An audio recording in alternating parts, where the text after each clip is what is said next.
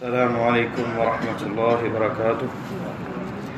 الحمد للہ رب العالمین والعاقبۃ للمتقین والصلاة والسلام علی رسولہ الامین. اما بعد فاعوذ باللہ السمیع العلیم من الشیطان الرجیم. رب اشرح لی صدری ویسر لی امری واحلل عقدۃ من لسانی یفقہوا قولی. معزز سامعین، ایک بہت بڑی نعمت کا اللہ حکم الحاکمین نے اپنی کتاب عظیم کے اندر مومنوں کو تذکرہ کیا ہے، اور حقیقت کے اندر اس سے بڑی نعمت دنیا میں کوئی نہیں. اللہ تعالیٰ سورہ آل عمران میں فرماتے ہیں وَاعْتَصِمُوا بِحَبْلِ اللَّهِ جَمِيعًا وَلَا تَفَرَّقُوا. اللہ کی رسی کو مضبوطی سے تھام لو اور تفرقہ بازی نہ کرو. وَاذْكُرُوا نِعْمَةَ اللَّهِ عَلَيْكُمْ إِذْ كُنْتُمْ أَعْدَاءً فَأَلَّفَ بَيْنَ قُلُوبِكُمْ. اور اس نعمت کو یاد کرو جب تم ایک دوسرے کے دشمن تھے اور اللہ تعالیٰ نے تمہارے درمیان میں الفت کو پیدا کر دیا، محبت کو پیدا کر دیا. فَأَصْبَحْتُمْ بِنِعْمَتِهِ إِخْوَانًا. اللہ تعالیٰ کی اس نعمت کی بدولت تم بھائی بھائی بن گئے. وَكُنْتُمْ عَلَى شَفَا حُفْرَةٍ مِّنَ النَّارِ. تم آگ کے عمیق گہرے گڑھے کے ہلاکت کے گڑھے کے کنارے پہنچ چکے تھے. فَأَنْقَذَكُم مِّنْهَا. اور اللہ تعالیٰ نے تمہیں نجات دی اس گڑھے سے نکالتے ہوئے، اس سے گرنے سے بچا دیا.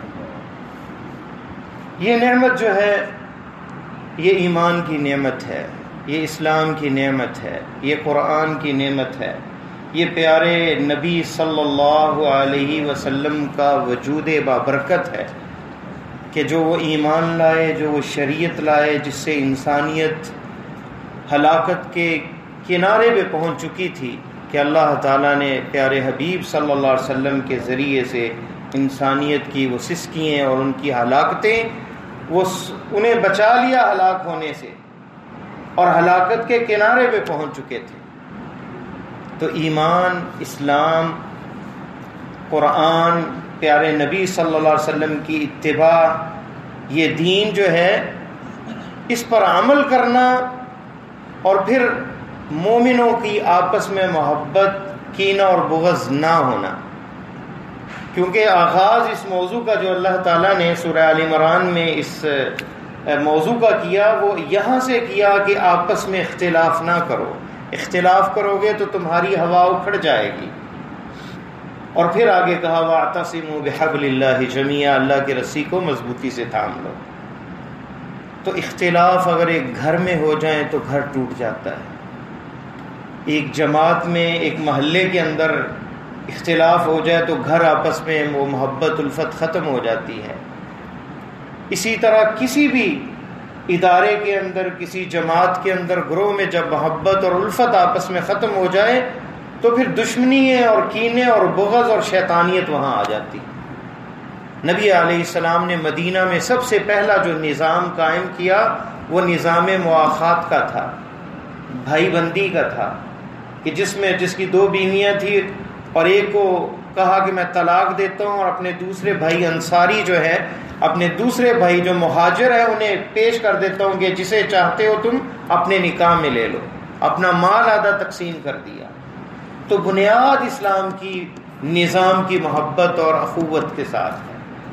اور آج عالم کفر مسلمانوں کے اوپر جو حکمران ہیں اور ہم کمزور ہیں مسلمان، سبب یہ ہے کہ ہم بکھر چکے ہیں.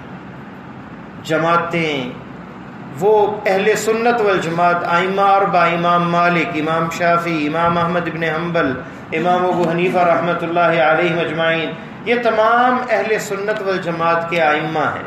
تمام نے دین کی خدمات کی ہیں. اجتہادی مسائل میں اختلاف تھا لیکن کوئی نفرت نہیں تھی.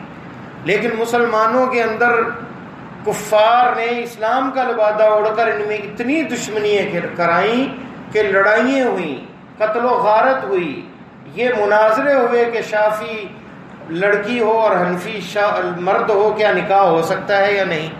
اور اس کے برعکس اتنی شدت اختیار کر گیا یہ تعصب تاکہ مسلمانوں کو توڑا جائے، پھر گروہ در گروہ، جماعتوں کے اندر یہ نفرتیں، تو پھر کیسے قوت پیدا ہوگی؟ کیسے اسلام غالب آئے گا؟ انسان کی جو نفس ہے وہ جب کمزور پڑ جاتا ہے شیطان کے سامنے، تو بنیاد اور اساس پر شیطان حملہ کرتا ہے، اور وہ توڑ پھوڑ ہے۔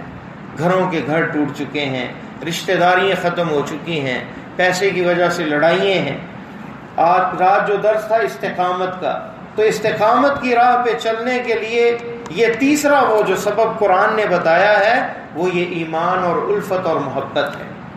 یہ وہ ذریعہ ہے استقامت کی راہ کا، تاکہ بندہ دین پر استقامت کی اگر راہ پہ چلے تو پھر اللہ تعالیٰ کا یہ وعدہ ہے وَلَوْ أَنَّ أَهْلَ الْقُرَىٰ آمَنُوا وَاتَّقَوْا، اہل بستی اگر ایمان لے آئیں اور اللہ سے ڈرنے والے بن جائیں، پرہیزگاری کی زندگی کو اپنا لیں، لَفَتَحْنَا عَلَيْهِمْ بَرَكَاتٍ مِّنَ السَّمَاءِ وَالْأَرْضِ، اللہ زمین سے بھی برکتوں کی بارشیں نازل کر دے اور زمین بھی سونا اگلنے لگ جائے، اپنی برکتیں باہر نکالنے لگ جائیں۔ تو استقامت کی زندگی جو ہے اس میں اللہ کی نعمتیں ہیں، دنیا کی خوشبختی ہے، سعادت مندی ہے، اخروی کامیابی ہے، اور ساری فلاحیں اس دین کے اندر ہیں۔ اور اس استقامت کو حاصل کرنے کے لیے ہمیں ایمان کی طرف، ہمیں تقوی کی طرف، ہمیں قرآن کی طرف، ہمیں پیارے رسول صلی اللہ علیہ وسلم کی سنت، آپ کی سیرت کو اپنانا پڑے گا، تبھی ہم کامیاب ہوں گے۔ اللہ سے دعا ہے کہ اللہ مجھے اور آپ کو قرآن و سنت پر عمل کرنے کی توفیق عطا فرمائے۔